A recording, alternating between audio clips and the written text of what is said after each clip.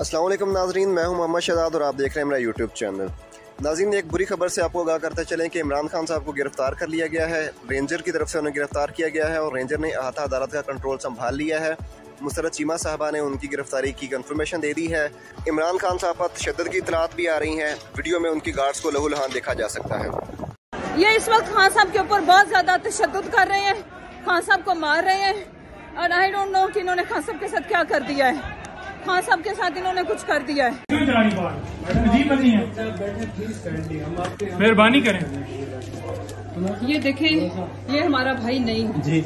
और खान साहब के ऊपर भी उन्होंने टॉर्चर किया है, तशद्दुद किया है। और रेंजर ने इधर सारा कब्जा कर लिया है और खान साहब को और अरेस्ट कर लिया खान साहब को।